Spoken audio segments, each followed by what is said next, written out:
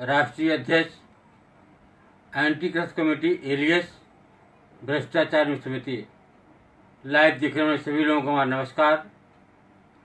आज 30वां दिन कोरोना का चल रहा है। देश की जनता काफ़ी परेशान है। लोग भूखमरी के कगार पे आ गए हैं। जनता इतनी परेशान है कि उनको राशन नहीं मिल रहा है, सब्जियां नहीं मिल रही है, घरों घरों में समस्याएं बढ़ती जा रही है। और हमारे माननीय प्रधानमंत्री नरेंद्र मोदी जी ने दोबारा लॉकडाउन बढ़ाया।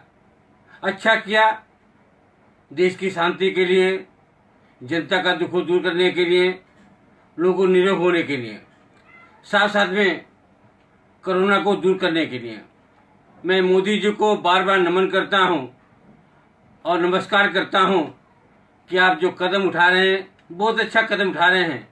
लेकिन आपसे बार बार मैं हमेशा विनती कर रहा हूं कि आप जनता का भी ख्याल रखें, जनता के दुखों पर आप ध्यान दें। साथ साथ में जिसको खाना नहीं मिल रहा है, राशन नहीं मिल रहा है, जो जनता का ये अधिकार क्षेत्र है, आप उसके उनको वंचित कर रहे हैं। ये काफ़ी दुख की बात है।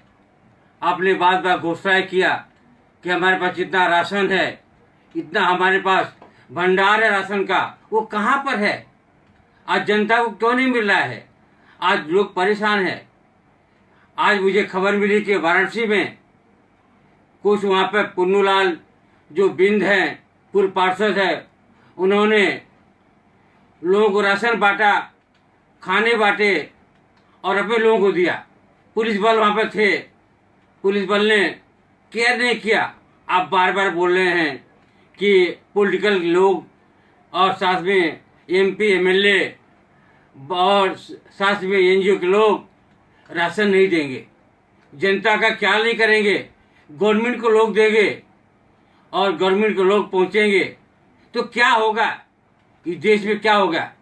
हमारे एंटी कमेटी के उत्तर प्रदेश अध्यक्ष सुजीत कुमार ने और साथ में हमारे पीआर उत्तर प्रदेश महेंद्र मौर्य ने उस जगह का दौरा किया। जब दौरा किया 2 बजे बिन साहब ने जब वहाँ पर खाद्य सामग्री बांट रहे थे तो ऑब्जेक्शन लिया कि आप कैसे लाइन तोड़ करके सोशल डिस्टेंसिंग के दूर करके आप लोगों को खाना बांट रहे हैं। पुलिस बल यहाँ पर तो उनकी नहीं सुनी गई। साथ साथ में जब उन्होंने विरोध किया तो वहाँ से उनको भगा दिया गया। ये कितनी दुख की बात है।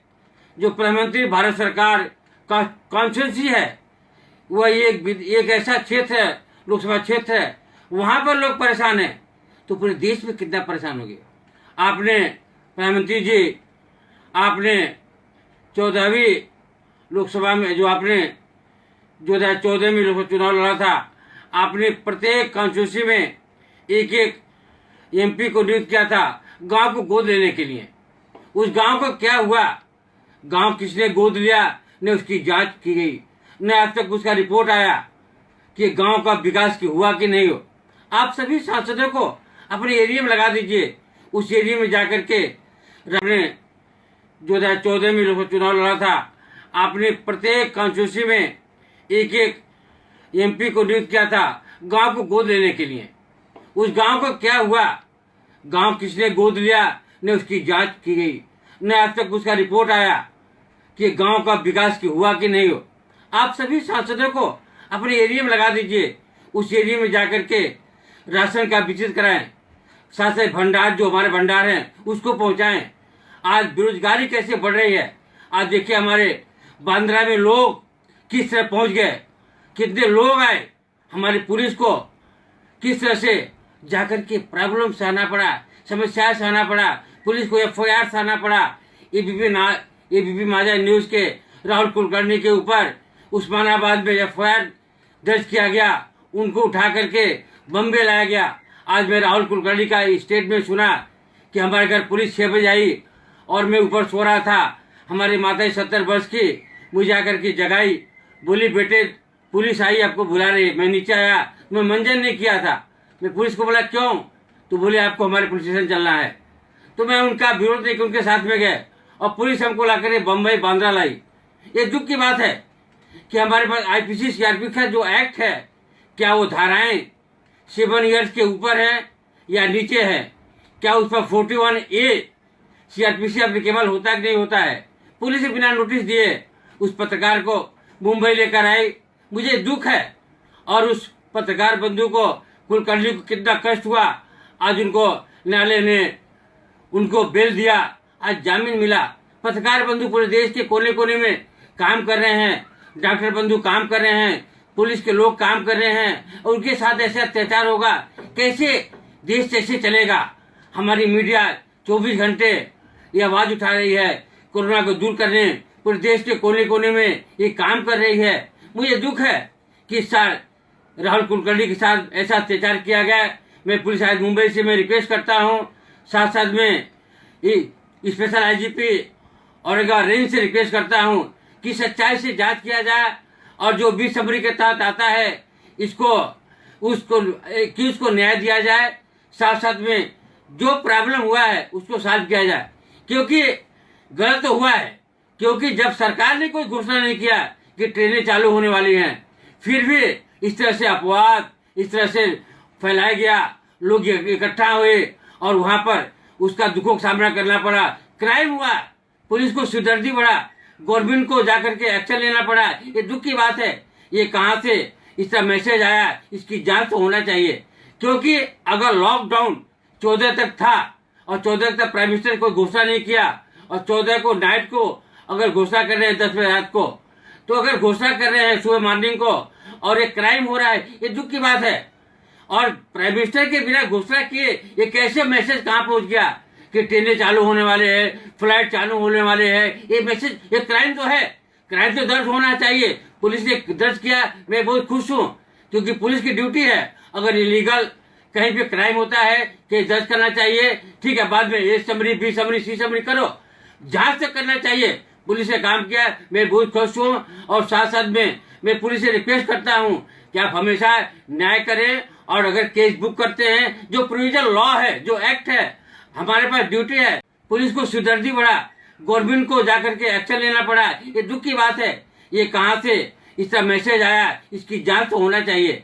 क्योंकि अगर लॉकडाउन 14 तक था और 14 तक प्राइम मिनिस्टर कोई घोषणा नहीं किया, और 14 को नाइट को अगर घोषणा कर रहे हैं 10 बजे रात को, तो अगर घोषणा कर रहे हैं सुबह मॉर्निंग को और एक क्राइम हो रहा है, ये दुख की बात है।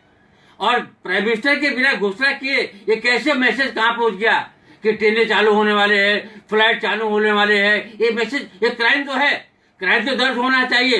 पुलिस ने दर्ज किया, मैं बहुत खुश हूँ, क्योंकि पुलिस की ड्यूटी है। अगर इलीगल कहीं पे क्राइम होता है केस दर्ज करना चाहिए, ठीक है, बाद में A summary, B summary, C summary करो, जांच तक करना चाहिए। पुलिस ने काम किया, मैं बहुत खुश हूँ। और साथ साथ में मैं पुलिस से रिक्वेस्ट करता हूँ कि आप हमेशा न्याय करें, और अगर केस बुक करते हैं, जो प्रोविजन लॉ है, जो एक्ट है, हमारे पास ड्यूटी है। CRPC 154, 155 के तहत हमारे पास स्टेटमेंट रिकॉर्ड करते हैं, और हम CRIPC के तहत में केस दर्ज करते हैं। लेकिन हमको जो राइट दिए गए हैं इस CRPC में ABC कि किस तरह से हमको केस फाइल, किस तरह से हमको कौन रिपोर्ट भेजने का है, चार्जशीट भेजने का है, आपको क्यों ड्यूटी है। सुप्रीम कोर्ट को ने डायरेक्शन दिया है कि पुलिस की ड्यूटी है कि स्टेटमेंट रिकॉर्ड करना, FIR दर्ज करना।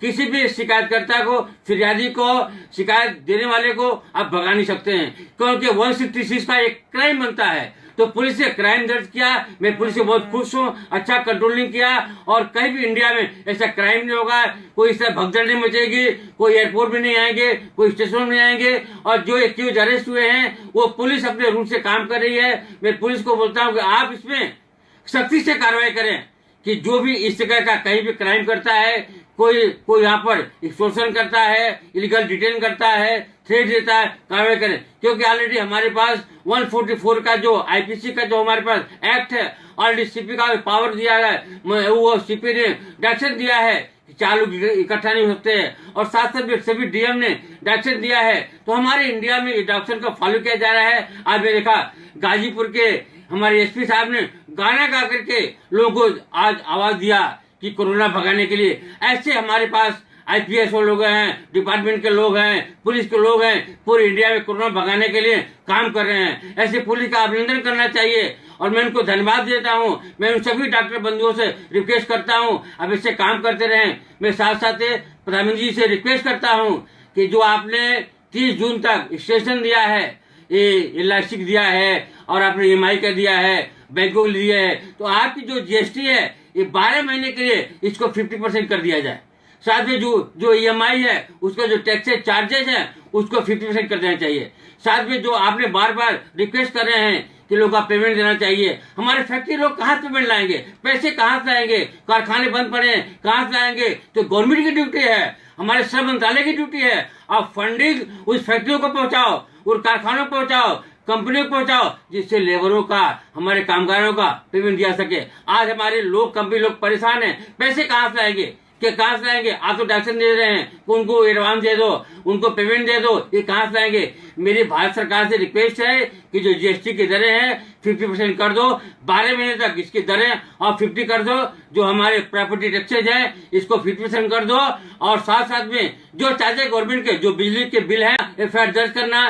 किसी भी शिकायतकर्ता को, फिरियादी को, शिकायत देने वाले को आप भगा नहीं सकते हैं, क्योंकि 166 का एक क्राइम बनता है। तो पुलिस ने क्राइम दर्ज किया, मैं पुलिस से बहुत खुश हूँ, अच्छा कंट्रोलिंग किया और कहीं भी इंडिया में ऐसा क्राइम नहीं होगा, कोई इस तरह भगदड़ नहीं मचेगी, कोई एयरपोर्ट में नहीं आएंगे, कोई स्टेशन में नहीं आएंगे। और जो एक्यूज अरेस्ट हुए हैं वो पुलिस अपने रूट से काम कर रही है। मैं पुलिस को बोलता हूँ कि आप इसमें सख्ती से कार्रवाई करें कि जो भी इस तरह का कहीं भी क्राइम करता है, कोई यहाँ पर एक्सटॉर्शन करता है, इलीगल डिटेन करता है, थ्रेट देता है, कार्रवाई करें। क्योंकि ऑलरेडी हमारे पास 144 का जो IPC का जो हमारे पास एक्ट है, ऑलरेडी CP का पावर दिया है, वो CP ने डायरेक्शन दिया है कि 4 लोग इकट्ठा नहीं होते हैं और साथ साथ में सभी DM ने डायरेक्शन दिया है। तो हमारे इंडिया में डायरेक्शन को फॉलो किया जा रहा है। आज मैं देखा गाजीपुर के हमारे SP साहब ने गाना गा करके लोगों को आज आवाज दिया कि कोरोना भगाने के लिए। ऐसे हमारे पास IPS वो लोग हैं, डिपार्टमेंट के लोग हैं, पुलिस के लोग हैं, पूरे इंडिया में कोरोना भगाने के लिए काम कर रहे हैं। ऐसे पुलिस का अभिनंदन करना चाहिए और मैं उनको धन्यवाद देता हूँ। मैं उन सभी डॉक्टर बंधुओं से रिक्वेस्ट करता हूँ अब इससे काम करते रहें। मैं साथ साथ प्रधानमंत्री जी से रिक्वेस्ट करता हूँ कि जो आपने 30 जून तक एक्सटेंशन दिया है, ये इलास्टिक दिया है और आपने EMI का दिया है, बैंकों को दिया है, तो आपकी जो GST है ये 12 महीने के लिए इसको 50% कर दिया जाए। साथ में जो EMI है उसका जो टैक्सेस चार्जेस है उसको 50% कर देना चाहिए। साथ में जो आपने बार बार रिक्वेस्ट कर रहे हैं कि लोग का पेमेंट देना चाहिए, हमारे फैक्ट्री लोग कहाँ पेमेंट लाएंगे, पैसे कहाँ से आएंगे, कारखाने बंद पड़े हैं कहाँ से आएंगे। तो गवर्नमेंट की ड्यूटी है, हमारे श्रम मंत्रालय की ड्यूटी है, आप फंडिंग उस फैक्ट्रियों को पहुंचाओ और कारखानों को पहुंचाओ, कंपनियों को पहुंचाओ, जिससे लेबरों का, हमारे कामगारों का पेमेंट दिया सके। आज हमारे लोग, कंपनी लोग परेशान हैं, पैसे कहाँ से आएंगे, कि कहाँ से आएंगे। आप तो डायरेक्शन दे रहे हैं, उनको एडवांस दे दो, उनको पेमेंट दे दो, ये कहाँ से आएंगे। मेरी भारत सरकार से रिक्वेस्ट है कि जो GST की दरें हैं 50% कर दो, 12 महीने तक इसकी दरें और 50 कर दो।